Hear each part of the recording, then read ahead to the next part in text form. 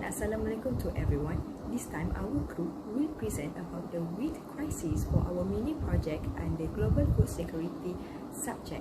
We are the students from Bachelor of Food Security and Quality Technology.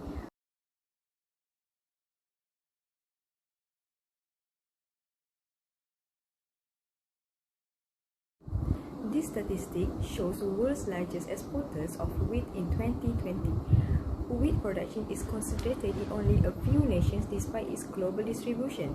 Only 7 nations account for 68% of worldwide wheat exports, with just 3 holding roughly 68% of global wheat reserves, and some of the world's most vulnerable and destitute countries rely on them for more than half of their wheat imports.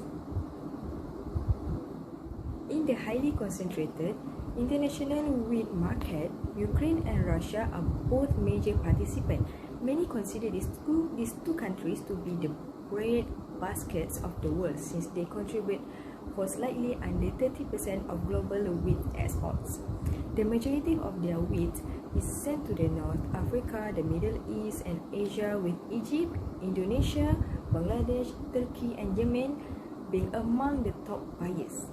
Russia and Ukraine will also contribute 20% of the total food commodities procured by the World Food Programme in 2020, helping to ensure food security in developing countries throughout the world. Why is wheat causing so much concern? This is because wheat is the third most frequent and widely planted crop after the maize and soybeans. It is still a vital component of food security, since it is one of the oldest, cheapest, and most flexible grains. This nutrient-dense grain is critical for present and the future generations to have a secure global food supply. Wheat has been a basic foodstuff for ages, not just in developed countries but also in underdeveloped countries. Over 80% of the world's wheat is now utilized to make flour. Wheat plays a critical role for national food security in India, but also globally, as it is the second largest producer in the world, contributing to 13% of the global wheat supply.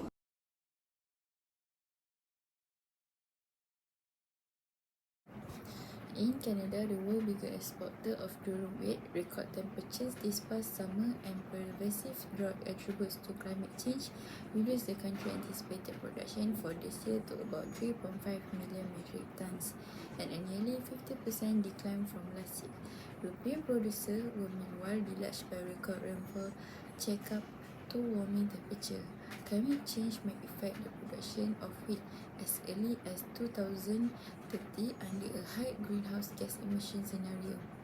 According to the new NASA studies published in the journal Nature, food maize crop yield are projected to decline 24%, while wheat could potentially see growth of about 17%.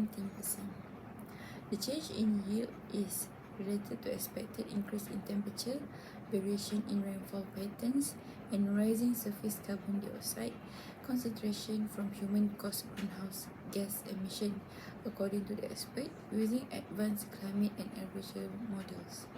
These alterations will make producing maize in the tropics more challenging, but they may increase wheat growing area. Next, the effect of climate change. Water availability is changing as a result of climate change, making it harder to access in more regions. Global warming worsen water shortage in already water-stressed areas, increasing the danger of agricultural drought that harm crops and ecological drought that makes ecosystems more vulnerable. Droughts may also cause devastation by causing massive sand and dust storms that can transport billions of tons of sand across continents. Deserts are rising in size, lowering the amount of land available for food production. Many individuals are now at risk of running out of water on a daily basis. Wheat harvesters are suffering as almost half of the United States is experiencing one of the driest years on record. The shortage of water is having an immediate impact on farmers in the high plains and the west and east not doesn't. The current drought is an excellent example of the uncontrollable unexpected issue the farmer confronts on a daily basis. Next, the solution for climate change. The first, reduce food waste. In the United States, food loss and waste are estimated to account for nearly 1/3 of all food intended for human consumptions. All inputs required in manufacturing, processing, transporting, preparing, and storing rejected food are likewise wasted when food is thrown, with its large greenhouse gas footprints, food loss, and waste exacerbates the climate change challenges. Food production, transportation, and handling emit considerable amount of carbon dioxide, and when food is thrown away, it produces methane, an even more powerful greenhouse gas. This relationship between food loss and waste and climate change, as well as the link between climate change and agricultural and supply chain resilience, is become more widely acknowledgeable. We are increasingly seeing how extreme weather events are disruptive to both agriculture and supply chain resilience. Second solution is preserving and restoring nature. Preserving and restoring nature may be a vulnerable tool for mitigating and adapting to the consequence of climate change. Humanity benefits from the world's forests, wetland, prairies, and mangrove. They're home to some of the world's most famous and precious flora and animals. They act as protective barriers against harsh weather. They are one of a kind in their beauty. In addition, this ecosystem absorb and store a large amount of carbon. As a result, protecting and repairing this system can help minimize climate change. According to recent studies, simply recovering trees may compensate for a significant proportion of human cost emission. Conservation activities may also bring in a lot of money, from new tourist attraction to reducing the cost of climate change for the.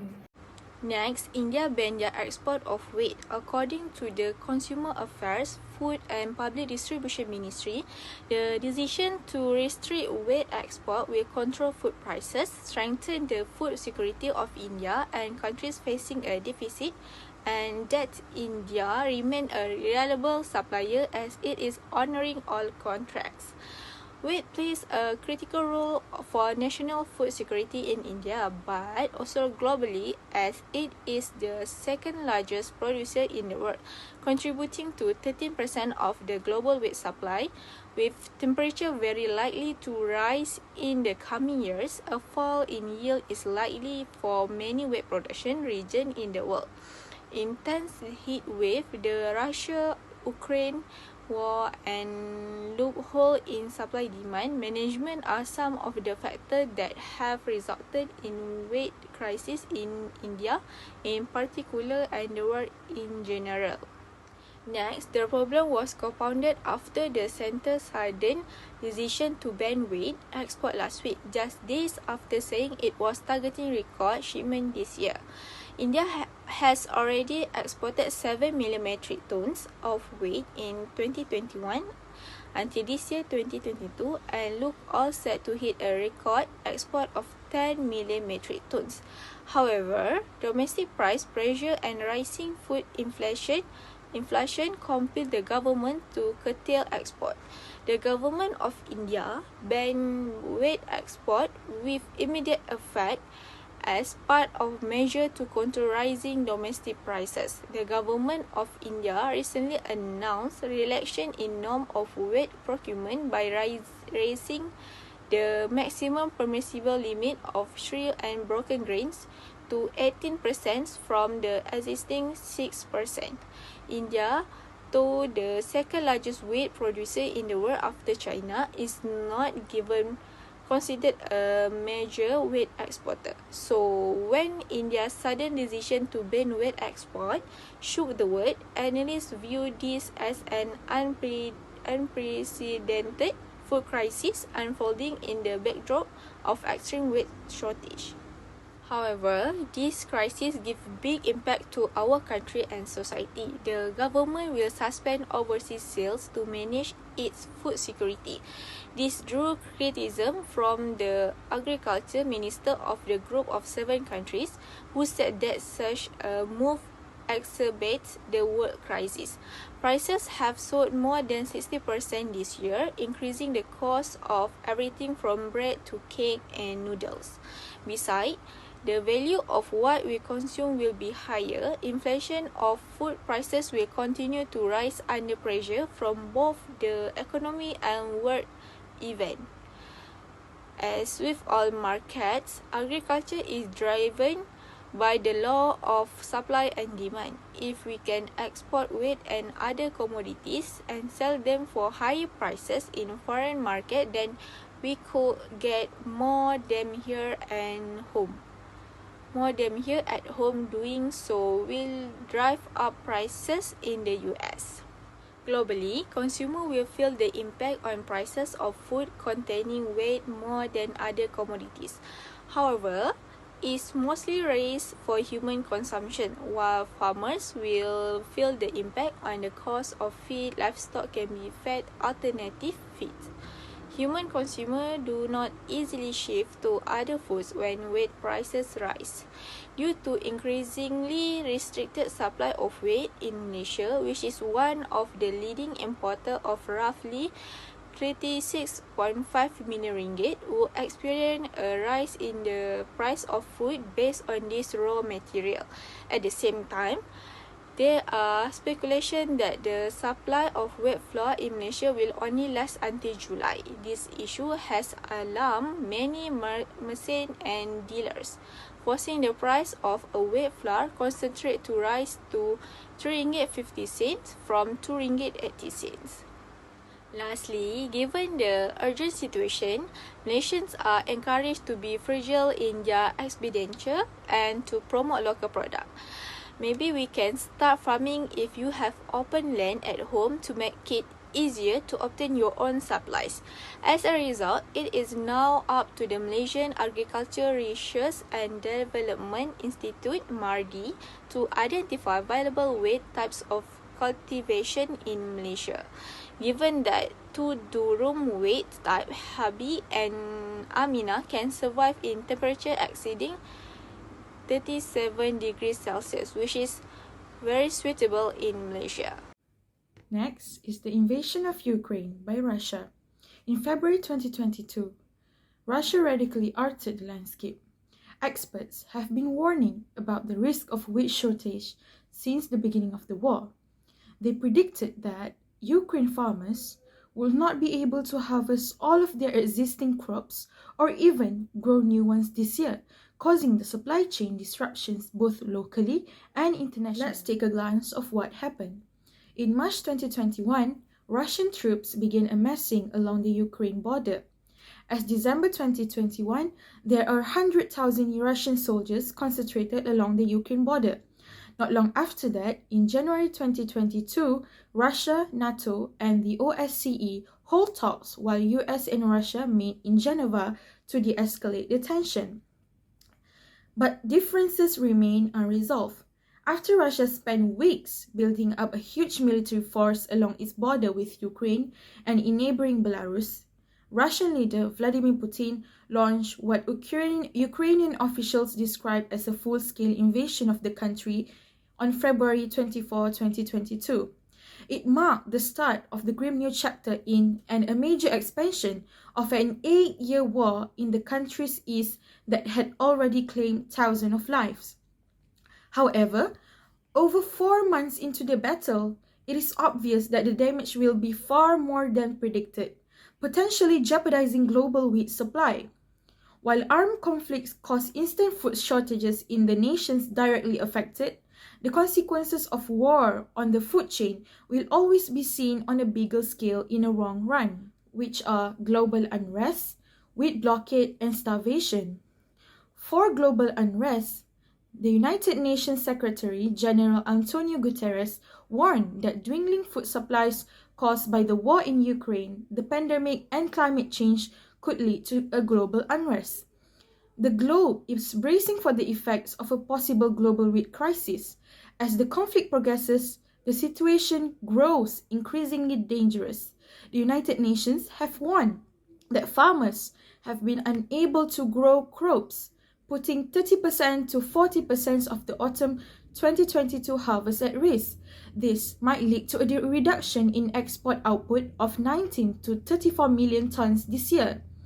A prolonged battle might have much worse consequences, with the number of tons reaching up to 42 million tons, or roughly 150 million people's calorie intake.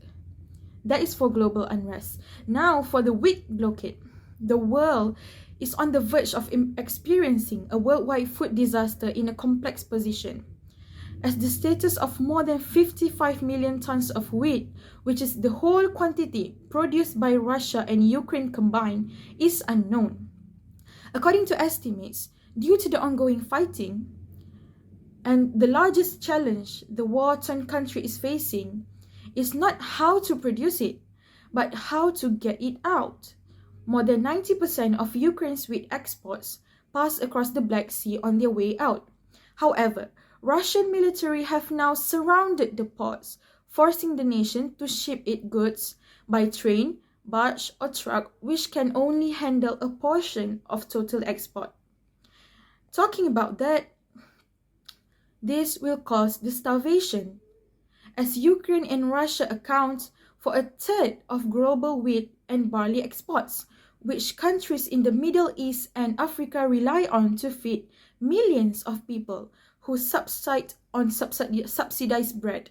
The lack of Ukraine grain is pushing food price up and pressing countries already facing shortages toward famine. Leaders at Davos emphasized the link between blockade, ports of Odessa, and the million of people threatened by starvation in countries like Afghanistan, Haiti, Lebanon, Somalia, and beyond. So the question is, how can we overcome it? What is the solution? There are growing calls from world leaders for a solution, but that would require major changes to transportation infrastructure in Ukraine and border protocols. That can't be resolved overnight, leading to more daring suggestions. So, the first one is the alternative logistics. Without the sea and with the air travel at standstill, there are few good options to move the crops. Many farmers and agriculture business have pivoted towards shipping grain on trucks or trains. But there are many downsides, such as fuel shortage, make trucks a scary proposition. Trucks and trains can move only a fraction of weight that the ship in the Black Sea can, and trucks and trains are currently getting backed up at Ukraine's border. Trains have been a vital lifeline for Ukraine to move its supplies and people throughout the country during the war, and the movement of food is no different. Via rail network, Ukraine only have access to 2 minor ports in the Danube Delta, and now, with the attacks on the bridge in those areas that's also under threat. The next solution is the naval coalition of willing, where Lithuania, the country Lithuania, is currently leading a charge to have a naval coalition of willing to break the blockade with a fleet that will escort ships loaded with grain from Ukrainian ports. The Lithuanians say the proposal was endorsed by Britain when the two countries' foreign ministers met on Monday. However, the United Kingdom denied it, had plans to deploy warships to the Black Sea, and noted that it would have provided 15 days' notice to the Turkish government before entry, a Black Sea maritime traffic regulation that is a matter of public record. So we still didn't see any light, since both of these solutions cannot help to cope with the global food crisis. It is up to the Russians to solve this. Inequitable and inadequate access to food has caused conflict throughout history. The approaching food crisis will have major implications on the livelihoods of poor people even in high and middle income countries. as well as global stability and equality if immediate measures from research to policy to financing are not made. Inequitable and inadequate access to food has caused conflict throughout history. The approaching food crisis will have major implications on the livelihoods of poor people even in high and middle income countries, as well as global